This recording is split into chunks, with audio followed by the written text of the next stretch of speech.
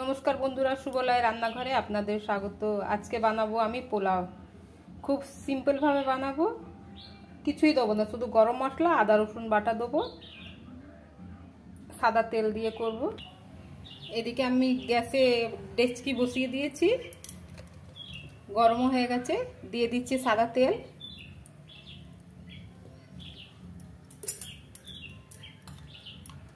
দেবো হাফ চামচের মতন ঘি।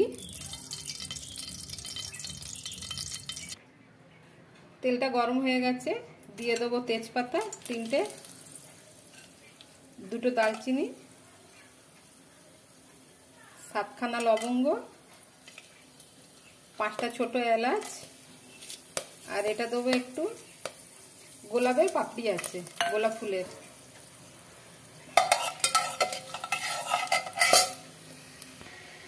মশলাটা ভাজা হয়ে গেছে, দিয়ে দিচ্ছি এবার আদা রসুন বাটা।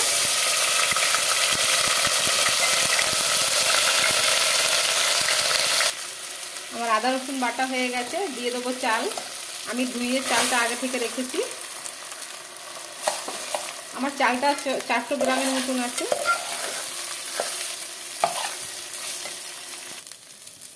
আমার চালটা ভাজা হয়ে গেছে, দিয়ে দেবো গরম জল।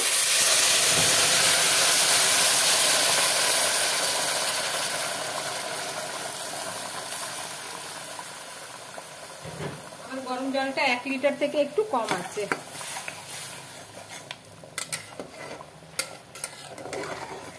এবার চালটাকে সেদ্ধ হতে দেবো।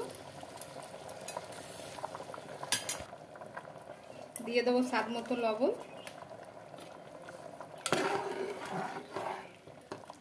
ঢাকনাটা হাফ দিয়ে আমি সেদ্ধ হতে দেবো। এবার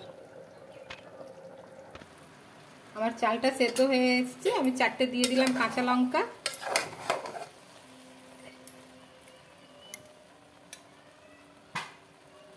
চালটা সেদ্ধ হয়ে গেছে। এবার আমি গ্যাসটা একদম কমিয়ে দিয়েছি।